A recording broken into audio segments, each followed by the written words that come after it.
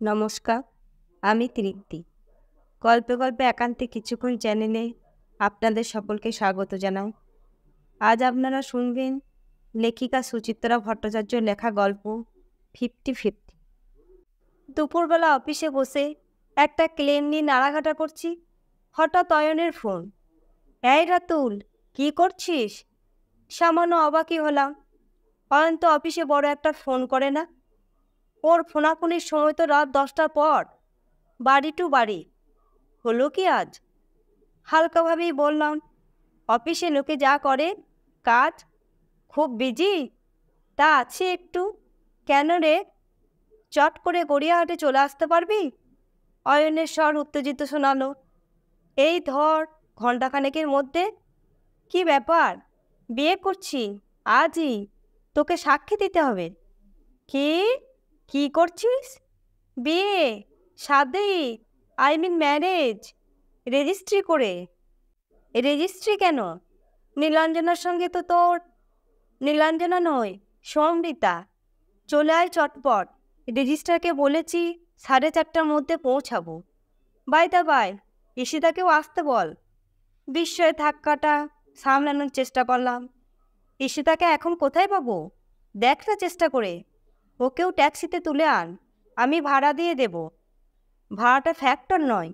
দেখি, দেরি করিস না প্লিজ, আমরা গড়িয়াহাট মোড়ে ওয়েট করছি। বলেই ফোন রেখে দিয়েছে অয়ন। ধন্দ মাখা মুখে বসে রইলাম একটুক্ষণ। কেসটা কি হলো? অয়নের সঙ্গে না সমৃতার কাটাকুটি হয়ে গিয়েছিল?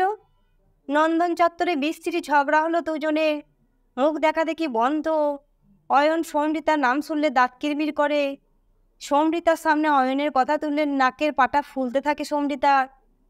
তারপর অয়নই নিজে থেকে গত মাসে জানালো বাড়িতে ওর জন্য পাত্রী ঠিক করেছে। মেয়েটার নাম নীলাঞ্জনা।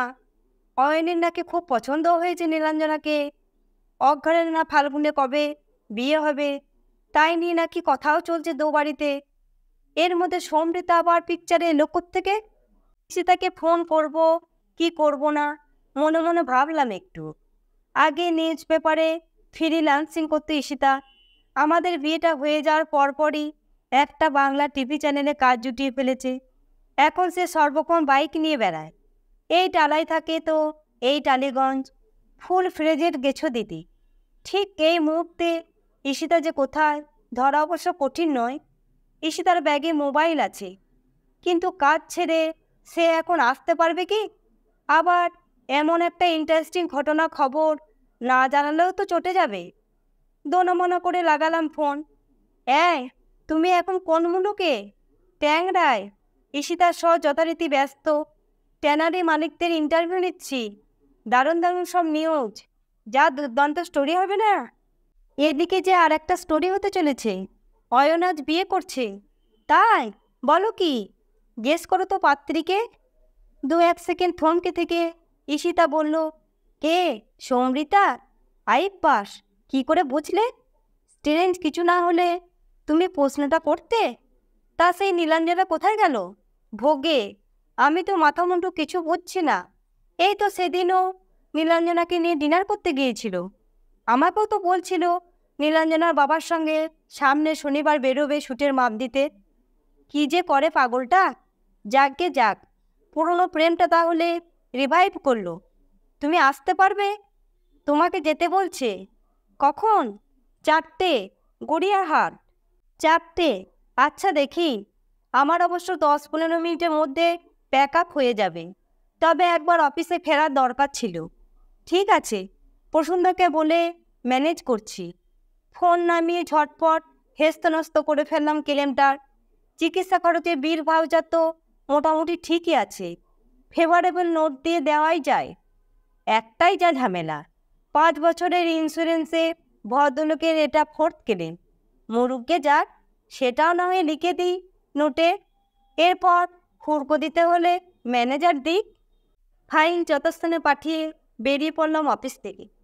নেব কি নেব না করতে করতে ট্যাক্সি নিয়েছি একটা। অয়ন কেতা মেরে ভাড়া দেবে বলল বটে, তবে আদৌ কি ঠেকাবে বলা মুশকিল। যা বিটকেল রকমের হিসেবেই।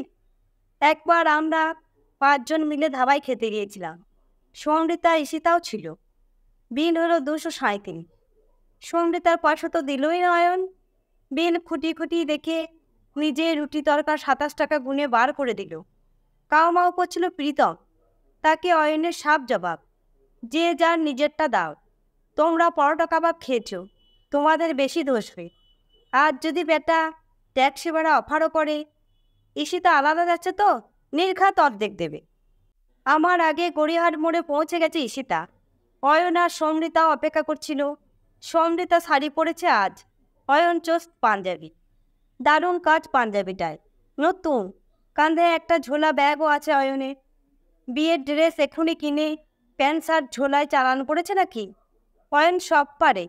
আমাকে দেখে অয়ন তৈরি ঘড়ি এগিয়ে এলো।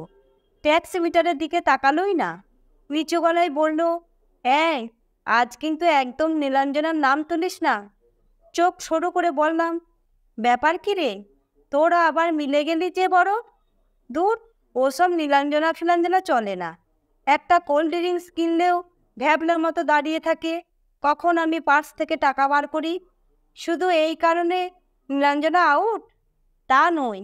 সমৃতাও ফোন করে খুব কান্নাকাটি করছিল, আমায় ছাড়া ও থাকতে পারবে না। আমিও ভেবে দেখলাম, সমৃতার সঙ্গে আমি মোট 146 দিন ঘুরেছি। আমাদের পরিচয়ও পাক্কা 5 বছর 7 মাসে। তুলনায় নীলাঞ্জনা তো নাথিং। ন্যাচারালি আমার ওপর সমৃতারই বেশি রাইট। তোর বাড়িতে জানে, রাত্রিতে জেনে যাবে। বাবা মানলেও মানতে পারে, মা নো চান্স। আফটার অল মার পছন্দ পাত্রীকে ডিচ করলাম। তাহলে তো খুব অশান্তি হবে বাড়িতে। হলে হবে, সামনের মাসের মধ্যে একটা ফ্ল্যাট দেখে নেব, তারপর টাটা করে বেরিয়ে আসবো। ঈশিতা দূর থেকে চেঁচাচ্ছে, এই তোমরা ওখানে কি গুজগুজ করছো? এসো, চলো। বললাম, দাঁড়াও, আগে দুটো মালা কিনে আনি। অয়ন সমৃতার বিয়ে বলে কথা। বিয়েটা নির্বিঘ্নেই চুকে গেল। ম্যারেজ রেজিস্ট্রেশন অফিসে আগে থেকে নোটিশ দেওয়া ছিল না। ম্যারেজ রেজিস্টারটি এক বয়স্কা অবিবাহিতা মহিলা। তিনি একটু গায়ে করছিলেন। সবাই মিলে পটানো গেল তাকে। খরচাপাতি কিঞ্চিত বেশি হলো, এই যা। পুরো টাকাটা অবশ্য অয়নই দিল আজ। সমৃতার সঙ্গে 50-50 করল না। বিয়ের দিন সব ছেলেই বুঝে একটু বেশি উদার হয়ে যায়। আমি তো ফুলসজ্জার দিন প্লাটিনামের ওপর হিরে বসানো আংটি দিয়েছিলাম ঈশিতাকে, নিজের পয়সায়। আইনি গাঁটছড়ার সাক্ষী থাকতে সমৃতার দিদি জামাইবাবু এসেছিল রেজিস্ট্রি অফিসে। সমৃতাও এখনও খবরটা বাড়িতে জানায়নি। সম্ভবত না হওয়া পর্যন্ত অয়নকে বিশ্বাস নেই, তাই বার্তাটা পারমিতাদি আর শৈবালদাই আজ বয়ে নিয়ে যাবে বাড়িতে। মালা দুখানা ঝোলায় ভরে দলবল মিলে সোজা পার্ক স্ট্রিট। দামি রেস্তোরাঁয় জব্বর ট্রিট দিল অয়ন। শৈবালদা বিল মেটাতে চাইল, কিন্তু অয়ন তাতে রাজি নয়। অন্তত একটি দিন সে বুঝি সব কৃপণতার ঊর্ধ্বে উঠতে যায়। দেখে বেশ লাগছিল। চেনা অয়ন আজ যেন একেবারে অন্যরকম। হিসেবে চার্টার্ড অ্যাকাউন্টের খোলস ঝেড়ে ফেলেছে। ঠোঁটে লাজুক লাজুক হাসি। কারণে অকারণে আঙ্গুল ছুঁচ্ছে সমৃতার। আচমকায় হেসেও উঠছে পিনে চমকানো নাতে। অয়ন অসম্ভব রূপবান, তার তুলনায় সমৃতা নিতান্তই সাদামাটা। সেই কারণে একটু যেন কমপ্লেক্স আছে সমৃতার। সেই সমৃতাও আজ বিয়ের সোনারকাঠি ছোঁয়ায় ভারী অপরূপা এক রাজকন্যা। এখন নতুন কনের মতো চোরা চোখে দেখছে অয়নকে। তুচ্ছ রসিকতাতেই লাল আভা ফুটছে তার গালে। কে বলবে, ক মাস আগে এই অয়ন সমৃতায় প্রকাশ্যে চুলোচুলি করেছিল, প্রতিজ্ঞা করেছিল এ জীবনে কেউ কারোর মুখ দেখবে না। বাড়ি এসে ঈশিতাকে বললাম, অয়ন সমৃতা কিন্তু জোর সারপ্রাইজ দিল। ঈশিতা বলল, সত্যি? আমি ভাবতেই পারিনি সমৃতা গলবে। সমৃতা কোথায়? গলল তো অয়ন। সমৃতা তো আগেই ভেঙে গেছিল। অয়নকে ফোন করে রোজ কান্নাকাটি করত। কে তোমায় বলল এ কথা? অয়ন। ঈশিতা মুচকি হাসল। বেটা ঢপ দিয়েছে। সমৃতার মুখে আমি ডিটেলে শুনে নিয়েছি। কি শুনেছ? লাস্ট 10 দিন ধরে অয়ন রোজ সকাল বিকেলে ফোন করেছে সমৃতাকে। 2 দিন ন্যাশনাল লাইব্রেরির সামনে গিয়ে দাঁড়িয়েছিল সমৃতাকে ধরবে বলে। ও তো রীতিমতো ভয় দেখিয়েছে সমৃতাকে। বলেছে এক্ষুনি বিয়ে না করলে ও সুইসাইড করবে। সমৃতা বলেছিল, দাঁড়াও, আগে বাবা মাকে বলি, তুমিও তো একটা ঝঞ্ঝাট পাকিয়ে বসে আছো। বিয়ের দিন পর্যন্ত ফাইনাল, সেটার আগে ফয়সলা করো বাড়িতে। ততদিনে আমিও আমার পিএইচডির কাজটা একটু এগিয়ে নিই। অয়ন নাকি বাচ্চা ছেলের মতো কেঁদেছে, এক্ষুনি বিয়ে করতে হবে, এক্ষুনি। হতে পারে এরকমটা করা অয়নের পক্ষেই সম্ভব। ও হলো ভাঙবে, তবু মচকাবে না টাইপ, অন্তত বন্ধুদের সামনে। ও যে আদৌ সমৃতার প্রেমে পড়েছে এ কথা আমাদের কাছে স্বীকার করতে ওর 1.5 বছর টাইম লেগেছিল। তাও রীতিমতো গোয়েন্দাগিরি করে অন্তত 4 বার ওদের একত্রে ধরে ফেলার পর। তাছাড়া অয়নের মেয়ে লেগোটিও যথেষ্ট টনটনে। তবু কেন যেন অয়নেরই পক্ষ নিলাম। ঘাড় বেঁকিয়ে বললাম, সমৃতা সত্যি বলেছে, তাই বা ধরে নিচ্ছ কেন? সমৃতাই অয়নের জন্য বেশি ফিদা ছিল, আমি জানি। অয়নও কিছু কম মজনু ছিল না। মনে আছে সেবার সমৃতা বাড়ির সঙ্গে সিকিম বেড়াতে গেল? 3 দিনেই বিরহে কাতর হয়ে অয়ন ছুটল গ্যাংটক। তারপর লাস্ট 4 মাস পুরো কাট অফ করেও তো ছিল। সে তো সমৃতাও ছিল, ভুলেও অয়নের নাম করতো না। ওদের টাইপটাই বোধ হয় এরকম, যা বলেছ, কভি খুশি কভি গম, কিংবা কভি হ্যাঁ তো কভি না। দুজনে হেসে ফেললাম, তবে প্রার্থনাও করলাম এবার থেকে যেন ওদের খুশির পাল্লাটাই ভারী হয়। বেশ জমেই সংসার পাতল সমৃতা অয়ন। চমৎকার এক ফ্ল্যাট ভাড়া নিল যাদবপুরে, 3 তলার ওপর, পূর্ব দক্ষিণ খোলা, অঢেল হাওয়া, অঢেল আলো, অঢেল প্রেম। অয়নের মা মেনে না নিলেও সমৃতার বাড়ি থেকে কোনামাত্র আপত্তি হয়নি, বরং তারা একটা ছোটোখাটো অনুষ্ঠানও করে ফেললে। জম্পেশ করে খেয়েও এলাম আমরা। মেয়ে জামাইকে সমৃতার বাবা মা দিয়েছেনও প্রচুর গয়নাগাটি, খাট, আলমারি থেকে শুরু করে ফ্রিজ, ওয়াশিং মেশিন পর্যন্ত। যৌতুক দিয়েই ফ্ল্যাটটা সাজিয়ে ফেলেছে সমৃতা। ছুটির দিনে আমরা যাই মাঝে মাঝে, দেখে আসে ওদের ঘর বন্যা। শুনি অয়নের বাবা নাকি প্রায়ই আসছেন ছেলের বউকে দেখতে। অয়নের মায়েরও নাকি মন গলছে একটু একটু। সমৃতা তার সঙ্গে দেখাও করে এসেছে বার কয়েক, অর্থাৎ সব কিছুই ভালোর দিকে। কিন্তু অয়ন একেবারে সুবোধ বালকটি হয়ে সংসার করবে, তা কি হয়?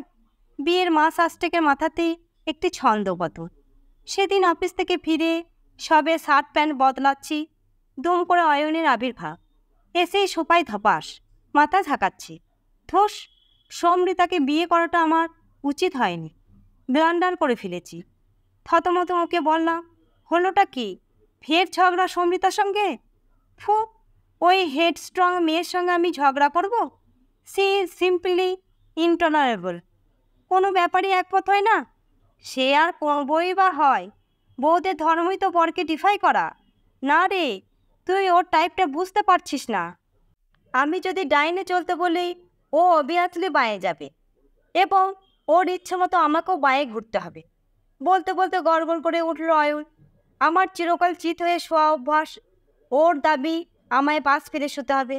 কেন না? পাশে চিত হওয়া লোক দেখলে ওর মনে হয় একটা ডেড বডির পাশে শুয়ে আছে। ও, এই প্রবলেম? আমি মুচকি হেসে চোখ টিপলাম। নয়, পাশ ফিরেই শুলি। সমৃতার দিকে ফিরে শুতে তোর তো খারাপ লাগার কথা নয়। কমাস তো তাই শুয়েছি, মহারানী যা যা বলেছেন সব মেনেছি। কিন্তু কদিন অ্যাডজাস্ট করব? কদিন ভাবতে পারিস? ডিপ ঘুমে রয়েছি, কোৎকা মেরে পাশ ফিরিয়ে দেয়। আমার মুখ থেকে অয়ন আরও চটে গেল। ডোন্ট লাভ রাতুল, এটা ব্যক্তি স্বাধীনতার প্রশ্ন। একটা মানুষ কোন পোজে ঘুমোবে সেটুকু তার ডিসাইড করার রাইট নেই? পরশু আমি উঠে বেরিয়ে গেছি ঘর থেকে, সারা সোফায় শুয়েছিলাম। হাসিটা জোর করে চেপে বললাম, যথেষ্ট অবজেকশনেবল। সমৃতা একটু আদর করে পাঁচ ফেরাতে তো পারত। আদর? গা থেকে চাদর কিনে নেয় কেন? কি বলবো, আমি 12 মাস গায়ে চাদর দিয়ে ঘুমোই। ওর মতে এটা নাকি বুড়োমি। আরও শুনবি, ও এখন একটা নতুন অপবাদ দেওয়া শুরু করেছে। আমার নাকি ভয়ঙ্কর নাক ডাকে। বাবা মা কেউ কোনো দিন বলল না, এখন অমনি কিনা আমায়। জানিস টিচ করে কি বলে? সোনোরিং লায়ন। লায়ন বলাটা কি গালাগাল? সিংহ বললে ছেলেরা তো গর্বিতই বোধ করে। পুরুষ সিংহ, বেশ তো ওজনদার সম্মানবাচক শব্দ। অয়নের থমথমে মুখ দেখে কথাগুলো বলতে অবশ্য ভরসা হলো না, উল্টে একটা গোমড়া ভারী কি ভাব ফোটালাম। Bad, very bad. সমৃতাকে বকা দরকার। বকে টকে কিছু হবে না, ও একটা সেলফিশ জায়েন্ট, না সেলফিশ বিচ। এই, মুখ খারাপ করিস না, অনেক দুঃখে বেরিয়ে যাচ্ছে রে। কি টর্চারটা যে সহ্য করছি, এভরি ওয়ান নোজ। আমার শর্ট টাইম 11টা থেকে 11:30। ওই সময় ঘর আমার পুরো অন্ধকার চায়, কিন্তু সমৃতা বেছে বেছে ওই সময়ই বই খাতা খুলে বসবে, অ্যান্ড দ্যাট টু ওই বেডরুমেই। এটা একটা ব্যাপার হলো? নরম করে বুঝিয়ে বল, টেবিল ল্যাম্প জেলে কাজ করুক। তাই করে, কিন্তু এক কোণা আলো থাকলেও আমি চোখ বুঝতে পারি না। দু হাতে নিজের ঝাঁকড়া চুল খামচে ধরল অয়ন। আরও আছে, আরও আছে। She does not care for me. আমি সকালে কি ব্রেকফাস্ট করব, কি পরে অফিস বেরোবো, রাতে কি খাওয়া পছন্দ করি, কোনটাই বা আমার অপছন্দ, কোনো ব্যাপারেই এতটুকু হেলদোল নেই। She is always busy with her own work. কি গোষ্ঠীর পিণ্ডে থিতিস করছে, তাই নেই মশগুল। আমি আজ না খেয়ে অফিস চলে গেছি। সারাদিনে একটা ফোন করে জিজ্ঞেস পর্যন্ত করলো না পেটে আমার কিছু পড়লো কি না। তুই বল, এরকম স্বার্থপর মেয়ের সঙ্গে বাস করা যায়? খ্যাপা দেখি জোর খেপেছে। মনে মনে সমৃতার ওপরও রাগ হলো একটু। জানে ছেলেটার মাথায় ক্যারা আছে, একটু মানিয়ে গুনিয়ে চলতে পারে না। দিন দুই পরে ছবিটা 180 ডিগ্রি বদলে গেল। অফিস থেকে ফিরে ঈশিতা বলল, জানো তো, আজ সমৃতার সঙ্গে মোলাকাত হলো। কোথায়? ন্যাশনাল লাইব্রেরির ওপর আমরা একটা স্টোরি করছি। I mean how it is being maintain. কীরকম পাঠক আসে, গ্রান্ট কীভাবে ইউটিলাইজ হচ্ছে, ওখানেই সমৃতার সঙ্গে কথা হলো। বললে পাগলা কী কী কমপ্লেন করে গেছে। শুনলই না, তারও তো ঝুড়ে ঝুড়ে অভিযোগ, কোনোটাই ফেলে দেওয়ার মতো নয়। যেমন, ও তো বলল অয়নি কোনো রকম অ্যাডজাস্টমেন্ট করতে রাজি নয়, অসম্ভব সেলফ সেন্টার, আত্মসুখী, পান থেকে চুল খসলে হল্লা শুরু করে। সমৃতার মশারি টাঙিয়ে শুলে দম বন্ধ হয়ে আসে, কিন্তু বাবু মশারি টাঙাবেনি। 3তলার ওপর মশা নেই, ম্যাট জ্বলছে, তবুও বাতিক। রান্নায় এক ফোঁটা মিষ্টি পড়েছে, টের পেলেই বাবু খাওয়ার থালা ছুঁড়ে ফেলে দেন। সমৃতার একটু মিষ্টি মিষ্টি তরকারি খাওয়া অভ্যেস, বোঝো বেচারার কি ঝক মারি। কোনো কমবেন নই, এক গ্লাস জল পর্যন্ত গড়িয়ে খাবে না। অফিস যাওয়ার সময়ে রুমালটা পর্যন্ত বাবুর হাতে কাছে এগিয়ে দিতে হবে, নইলে চেঁচিয়ে পাড়া মাথায় করবে। সমৃতা বলছিল, ও কি দাসী বাঁধি, বরের 5 মাস খাটার জন্য বিয়ে করেছে। ঠিক কথা, তবু নিজের অজান্তে অয়নের পক্ষেই চলে গেছি। যাই বলো, এটা কিন্তু সমৃতারও একটু বাড়াবাড়ি। নিজের সংসারেই কাজ করবে, বরের দেখভাল করবে, এর মধ্যে দাসীবাদীর কথা আসে কোত্থেকে? আসতো না যদি দুজনেই ঘরের কাজকর্ম শেয়ার করত। সমৃতাকেও তো বাইরে বেরোতে হয়, পেপার রেডি করছে, ডাটা কালেকশন করছে, গাইডের কাছে ছুটছে, তার মধ্যেই তো রান্নাবান্না সবই করে। কিন্তু সমস্ত ঝক্কি ও কেন একাই মাথায় নেবে? এবং তারপরেও বরের মন পাওয়া যাবে না। জানো সেদিন কী জন্য না খেয়ে অফিস চলে গিয়েছিল অয়ন? কী জন্যে গেস করো? হবে সিলি কিছু? সিলি নয়, সিলিয়েস্ট অফ দ্য সিলি। অয়ন ব্রেকফাস্টে পোচ খেতে চেয়েছিল, সমৃতা ওকে অমলেট ভেজে দিয়েছিল, তাই সমৃতাও তেরা হয়ে গেছে।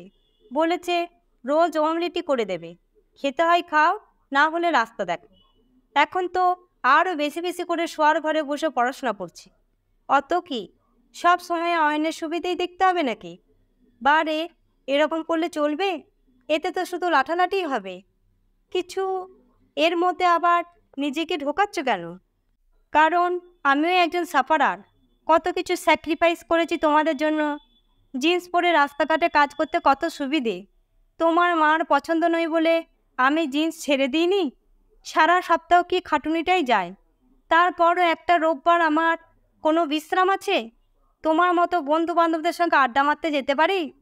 তোমার বাবা চান বলে আমায় বৌমাটি সেজে কিচেনে ঢুকতে হয় না। যত টায়ার্ড হয়েই ফিরি, রাত্রিতে আমায় পরিবেশন করতে হয় না খাবার টেবিলে। আশ্চর্য, এটুকু কাজের জন্য তোমার এত বিরক্তি? এ কথা তো আগে কখনো বলনি। বলিনি, আজ উঠল বলে বললাম। আমার কিন্তু ধারণা ছিল কাজগুলো তুমি ভালোবেসেই করো। ভালোবেসে করি না পিসফুলি থাকার জন্য করি সে আমিই জানি। না করলে তো বাড়ির শুধু লোকের মুখ হারি হতো। তুমিও বাদ যেতে না। ছেলেদের তো চিনতে বাকি নেই, তারা এসব সময়ে বাপ মার সুবোধ বালক বনে যায়। আমাকে এর মধ্যে টানছো কেন? কারণ তুমিও একটি ছদ্মবেশী অয়ন। তোমার বন্ধু গলা ফাটায় আর তুমি ঘাপটি মেরে থাকো। ঈশিতা চোখ টেরচা করলো। অফিস থেকে ফিরে যদি কোনোদিন দেখো আমি আগে এসে গেছি, অমনি হুকুম, 1 কাপ কফি করে দাও তো। এর উল্টোটা ঘটেছে কোনো দিন? আমার কফি খাওয়ার ইচ্ছে হলে তখন তো অর্ডারটা মাকে পাস করে দাও, দাও না? এবার আমার একটু রাগই হয়ে গেল। গোমরা মুখে বললাম, আমি তোমার জন্য কিচ্ছু করি না? নিজেকে একটুও বদলাইনি? কি বদলেছ? তোমার সঙ্গে সময় অ্যাডজাস্ট করতে পারি না বলে সিনেমা থিয়েটারের নেশাটা ডকে তুলে দিইনি? তোমার পছন্দ নয় বলে কালে ভদ্রে যা 1-2 সিগারেট খেতাম তাও অফ। উফ, মহৎ ত্যাগ। আর আর আর অনেক চিন্তা করেও আর তেমন কিছু খুঁজে পেলাম না। অস্ত্রের মুখে বললাম, অত কি হিসেব থাকে? মাথা খুঁড়েও আর কিছু মনে করতে পারবে না, কারণ আর কিছুই ছাড়ুনি। ঈশিতা হেসে ফেলল। তবু আমরা বেশ বহাল তবিয়েতে তেমন ঝগড়াঝাটি না করেও টিকে আছি। কি করে আছি? ভ্যাবলার মতো তাকালাম। কি করে? কারণ আমাদের মধ্যে কয়েকটা মিলও আছে। যেমন আমরা দুজনে মশারি ছাড়াই ঘুমোতে ভালোবাসি, দুজনেই ঝাল খায়, দুজনেরই অল্প অল্প নাক ডাকে বলেই চোখ টিপল ঈশিতা। এবং আমরা একসঙ্গে শুতে যাই। ছোটোখাটো মিলগুলো হচ্ছে না বলে অয়ন আর সংগীতার এত সমস্যা। তবে এই নিয়ে মাথা ঘামানোরও কিছু নেই। ঝগড়া ওরা বিয়ের আগেও করতো, এখনও করছে। এভাবেই ওরা টিকে থাকবে বলছো? দেখা যাক। অয়ন সংগীতার বিয়েটা শেষ পর্যন্ত টিকল না। প্রথম বিবাহবার্ষিকীটা অবশ্য বেশ ঘটা করে উদযাপন করেছিল দুজনে। বন্ধু বান্ধব আত্মীয় স্বজনদের ডেকে এলাহি আয়োজন, দেদার খানাপিনা, হল্লাগোল্লা, নাচা গানা। সংগীতা দিব্যি একটা সুখী সুখী মুখে ঘুরে বেড়ানো সারাক্ষণ। অয়নও খুশিতে ডগমগ। দেখে মনে হচ্ছিল একটা ভালো মতন প্যাচ আপ বুঝি হয়ে গেছে। কোথায় কি, অ্যানিভার্সারির পর বোধহয় 2 সপ্তাহ কাটেনি। হঠাৎ শীতের ভোরে ঝোড়ো কাকের মতন অয়ন এসে হাজির। হাতে প্রকাণ্ড একটা সুটকেস, কাঁধে সেই বিয়ের দিনের ঝোলা ব্যাগ। আমরা দুজনেই জোর চমকেছি। চোখ রগড়াতে রগড়াতে জিজ্ঞেস করলাম, কী রে, কী ব্যাপার? Over, everything is finished.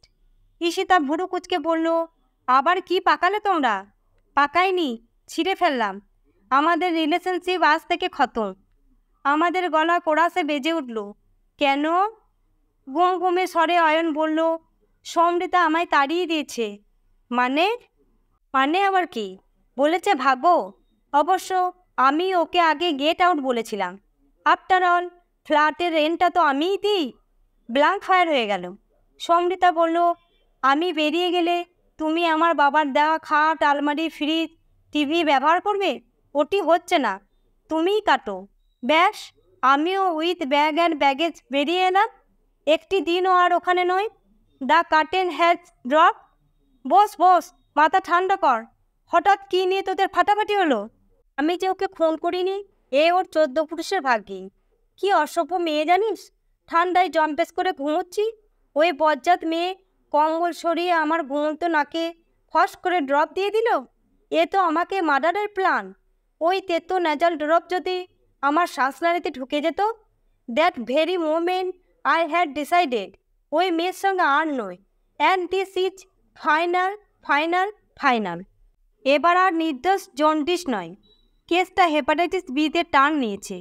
বসে বসে ফসফস করছে অয়ন। লাল চোখ ঘুরছে এপাশ ওপাশ, দাঁত কিরমির করছে মাঝে মাঝে, যেন সমৃতাকে সামনে পেলে এক্ষুনি চিবিয়ে খেয়ে নেবে। ঝট করে উঠে দাঁড়ালো। চলি। কোথায় যাবি এখন? হোটেল খুঁজতে। সুটকেসটা রইল, পরে এসে নিয়ে যাব। হোটেলে যাবি কেন? এখানে থেকে যা। হয় না, আমার জন্য তোরা কেন ডিস্টার্ব হবি? তাহলে অন্তত নিজের বাড়িতে যা, গোল পার্কে। আমার কোনো বাড়ি ফাড়ি নেই। মার সঙ্গে তো কাটতি হয়ে গেছে। আর যাকে আমি ছাড়ি তাকে পুরোই ছেটে ফেলি। কথাটা সমৃতাকেও জানিয়ে দিস please. Ayan, be sensible. Ishita অয়নের হাত ধরল। সামান্য কারণে লোক হাসিও না। সামান্য কারণ? কি নোংরা ভাষায় আমায় অপমান করেছে জানো? বাপের দেওয়া জিনিস দেখাচ্ছে। এত বড় স্পর্ধা! কে দিতে বলেছিল ওসব ওর বাপকে? অয়ন সরকারের পয়সা ছিল না? ইস, কেন যে তখন 50-50-তে যায়নি? আমাদের কোনো উপরোধ কি আমল না দিয়ে দুপ দাপিয়ে বেরিয়ে গেল অয়ন। একটুক্ষণ থম মেরে বসে থেকে ঈশিতা বলল, দাঁড়াও, সমৃতাকে ধরি। ঈশিতা উঠে টেলিফোনে বোতাম টিপল। শুরুটুকুই যা করতে পেরেছে, তারপর আর কথা বলার সুযোগই পাচ্ছে না। মাঝে মাঝে চোখের ভাষা বদলে যাচ্ছে, আর টুকরো টুকরো ধ্বনি ফুটছে। ও মা, তাই নাকি? বলিস কি? সর্বনাশ! ফোনটা যখন রাখলো, ঈশিতার মুখে পুঞ্জ পুঞ্জ মেঘ। ভার গলায় বলল, হোপলেস কেস, কিছুই আর করা যাবে না। এ তো জানা কথাই, সমৃতাও তো কম জিদ্দি নয়, ও এক চুল নত হবে না। কেন হবে? জানো অয়ন কি করেছে? এক ফোঁটা ড্রপ দিয়েছিল বলে সপাটে চড় মেরেছে সমৃতাকে। অবশ্য সমৃতাও ছাড়েনি, জোর খিমচে দিয়েছে। কদিন ধরে নাকি চূড়ান্ত বাদনামি শুরু করে দিয়েছিল অয়ন। রাতে শুতে যাওয়ার আগে মেনের ফিউজটা খুলে নিয়ে পকেটে পুড়ে রাখত, যাতে সমৃতা লাইট জ্বালিয়ে পড়াশোনা না করতে পারে। বেচারাকে জানুয়ারি মাসের মধ্যে গোটা পেপার তৈরি করে প্রিন্ট করে পুরো রেডি করে ফেলতে হবে। এই সময়ে ওরকম নন কোঅপারেশন কোনো বউ সহ্য করবে? ও তো দেখলাম অয়নের চেয়ে অনেক বেশি তেতে আছে। বলছিল যে চুলোই খুশি যাক, আমি জীবনে ওর মুখ দর্শন করব না। না করাই ভালো, সুখের চেয়ে স্বস্তি ভালো। সত্যি ওরা দুজনে টোটাল মিসম্যাচ। হ্যাঁ, ওই নীলাঞ্জনার সঙ্গে বিয়ে হলে সমৃতা অন্তত বেঁচে যেত। অস্ফুটে বললাম, কে যে বাঁচত বলা কঠিন। কি কি বললে? না, কিছু না। কত করে গিলে ফেললাম কথাটা। একদিনে এইটুকু অন্তত বুঝে ফেলেছি, দুনিয়ায় মেয়েরা একটা আলাদা জাত, একটা স্পেসিফিক স্পিসিস। একটা কাককে একটু বেঁধে রাখলে সব কাক যেমন একসঙ্গে কা কা করতে থাকে, মেয়েরাও যেন অনেকটা সেরকম। আর বেশি কথা বললে ঈশিতা এক্ষুনি ঠুকরে দেবে। গলা ছেড়ে নিয়ে বললাম, আমি বলছি কি, অয়ন এলে ওকে আর এই প্রসঙ্গ নিয়ে ঘাটানোর দরকার নেই। আমার ভারী দায় পড়েছে। তুমিও আর তোমার ওই বদমেজাজি বন্ধুটিকে প্রশ্রয় দিও না। দেওয়ার প্রশ্নই আসে না। মিয়া বিবির বক্সিংয়ে রেফারি হয়ে মরি আর কি। ওরা যা প্রাণ চায় করুক। অয়ন সমৃতার প্রাণ যে কী চাইবে মোটামুটি আন্দাজ করে ফেলেছিলাম। প্রায় সেই ছকে এগোলো দুজনে। অয়ন আর সমৃতার কাছে ফিরল না। দিন কয়েক হোটেলে কাটিয়ে কিছুদিন পেইং গেস্ট হয়ে রইল এক বাড়িতে। মাস 3-4 মধ্যেই ট্রান্সফার নিয়ে চলে গেল হেড অফিস হায়দ্রাবাদ। সমৃতাও ও বাড়ির পাট তুলে দিল, প্রত্যাবর্তন করলো পিতৃগৃহে। যথাসময়ে জমা করে দিয়েছে থিতিস। অস্থায়ী চাকরি জুটিয়ে নিয়েছে একটা স্কুলে। সমৃতার বাবা মা, দিদি, জামাইবাবু কে না দেখা করেছে অয়নের সঙ্গে। অয়নের মা পর্যন্ত ছুটে এসেছিলেন সমৃতাকে বোঝাতে। দৌত কূটনীতি, সন্ধি প্রস্তাব সবই বিফলে গেল। 2 বক্সারের একরা, কাভি নেই কাভি নেই। তবে আমাদের সঙ্গে দুজনেরই যোগাযোগ রয়ে গেছে অল্প বিস্তর। সমৃতা মাঝে মাঝে ফোন টোন করে স্কুলের গল্প শোনায়। পিএইচডি হওয়ার পর একদিন এসে লাড্ডুও খাইয়ে গেল। দেখে মনেই হয় না ওর জীবনে কোনো বিপর্যয় ঘটেছে। প্রাণবন্ত ভাবটা একটু কম বটে, তবে বিষাদের তেমন চিহ্ন নেই। শুধু কোনো কারণে অয়নের প্রসঙ্গ উঠে পড়লে চোয়ালটা কেমন শক্ত হয়ে যায়, কিংবা সামান্য উদাস হয়ে যায় মুখ চোখ। অয়নের তো বোধ হয় তাও হয় না। হায়দ্রাবাদের দিব্যি খোঁজ মেজাজে আছে অয়ন। প্রায় রোজই লম্বা লম্বা ইমেল পাঠায় আমাদের। হায়দ্রাবাদের পুঙ্খানুপুঙ্খ খবর থাকে সেখানে। হায়দ্রাবাদের রাস্তাঘাট কী রকম, বাড়ি ঘরে ভাড়ার কী রেট যাচ্ছে এখন, আলু, পেঁয়াজ, শসা, টমেটোর দাম কত, কোন মার্কেটে ভালো মাছ পাওয়া যায়, কবে কী টেম্পারেচার যাচ্ছে, কিছুই বাদ যায় না। আমরা এখন চোখ বুজে বলে দিতে পারি হায়দ্রাবাদের কোন দোকানের বিরিয়ানি সেরা, কোথায় দারুণ চাপ পাওয়া যায়, হায়দ্রাবাদে 20-50 কিলোমিটারের মধ্যে কোন কোন দ্রষ্টব্য স্থানে কীভাবে বেড়াতে যেতে হবে, নিজাম প্যালেস, চারমিনার শহরের ঠিক কোথায়, বাঞ্জারা হিলসে বাস করে কোন কোন বিখ্যাত মানুষ। আমরা উত্তর দিই না দিই, অয়নের ইমেল আসবেই। তবে ভুলেও সেখানে সমৃতার নামের আদ্য অক্ষরটিও নেই। আরে আশ্চর্য লাগে, অয়ন সমৃতা কি এভাবেই কাটিয়ে দেবে? ডিভোর্সটাও তো করলো না। স্বামী স্ত্রী হয়েও স্বামী স্ত্রী না হয়ে রয়ে যাবে আজীবন। আশ্চর্য হওয়ার আরও কিছু বাকি ছিল আমাদের। কুলু মানালিতে হানিমুন সেরে আসার পর আমাদের আর তেমন বেড়ানো হয়নি কোথাও। তাছাড়া ঈশিতার কাজটাই এমন বেখাপ্পা, ওর ছুটি পাওয়াই দুষ্কর। এবার অনেক লোডে টোডে কটা দিন ম্যানেজ করে ফেলল। বিজয়া দশমীর পরের দিন আমরা বেরিয়ে পড়লাম গোপালপুর। বাসনা কোজাগরী পূর্ণিমাটা সমুদ্রের ধারে কাটাবো। গোপালপুরে পৌঁছে একটু অস্বস্তি হয়ে পড়ল ঈশিতা। গা ঘুলুচ্ছে, মাথা ঘুরছে, যত সব ঝঞ্ঝাটিয়া উপসর্গ। তারই মধ্যে বিকেলবেলা হাঁটতে বেরিয়েছিলাম সমুদ্রের পাড় ধরে, এলোমেলো, উদ্দেশ্যহীন। হঠাৎই সামনে পৃথিবীর অষ্টম বিস্ময়, অয়ন আর সমৃতা। অয়নের হাত সমৃতার কাঁধে, সমৃতার হাত বের দিয়ে আছে অয়নের কোমর। গভীর প্রেমে তন্ময় হয়ে হাঁটছে দুজনে। চেপে চেপে চোখ রগড়ালাম। যা দেখছি তা সত্যি তো? ডাকবো কি ডাকবো না ইতস্তত করছি। তখনই অয়ন দেখতে পেয়ে গেছে আমাদের। সেই বিয়ের দিনের মতো লাজুক লাজুক মুখে এগিয়ে এলো দুটিতে। অয়ন বলল, তো তো তোরা এখানে? আমরা তো আসতেই পারি, তোরা কোত্থেকে? From our own places. অয়নের হাসি চওড়া হলো। আমি ফ্রম হায়দ্রাবাদ, ও কলকাতা। ঈশিতার চোখ বড় বড়। তোমাদের মিনমার তাহলে হয়ে গেছে? অয়নের বদলে সমৃতাই উত্তর দিল। কিসের মিনমার? আমরা তো এখানেও একসঙ্গে থাকছি না। অয়ন ভুরু নাচালো। ইয়েস, সমৃতা আর আমি আলাদা আলাদা হোটেলে আছি। We meet on the beach. কখনো কখনো এ ওর ঘরে যাচ্ছি, 2-4 ঘন্টা কাটাচ্ছি, আবার ঢুকে পড়ছি যে যার বলতায়। অনেক ভেবে দেখলাম এক ছাদের নিচে আমরা বাস করতে পারবো না, আবার কেউ কাউকে পুরোপুরি ছেড়ে থাকতেও পারবো না। তাই এই 50-50 বন্দোবস্ত। মোটামুটি হায়দ্রাবাদ আর কলকাতার মাঝামাঝি মিট করছি আমরা।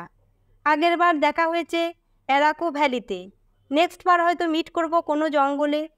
ভূতটাকে টাইটে রাখার এটাই বেস্ট উপায়। ভূত? আমি আর ঈশিতা চোখ চাউচি করলাম। কোন ভূত? সমৃতা ফিক করে হাসলো। যে ভূতটা আমাদের মধ্যে ঝগড়া বাঁধার। হাঁটতে হাঁটতে অনেক দূরে চলে গেল দুই মূর্তি, ক্রমশ দৃষ্টিসীমার বাহিরে। আমরা হতভম্ব হয়ে দাঁড়িয়ে আছি। হতভম্ব নই, হতবাক। সমৃতা আর অয়ন দুজনেই কি বদ্ধ উন্মাদ। সূর্য ডুবছে। শেষ বিকেলে সমুদ্রের নীল এখন প্রায় বর্ণহীন। দূরে একটা মাছ ধরার নৌকো ঢেউয়ের দোলায় উঠছে নামছে। চোখের আড়াল হয়ে যাচ্ছে কখনো বা, আবার পর মুহূর্তে জানান দিচ্ছে সে আছে, সে আছে।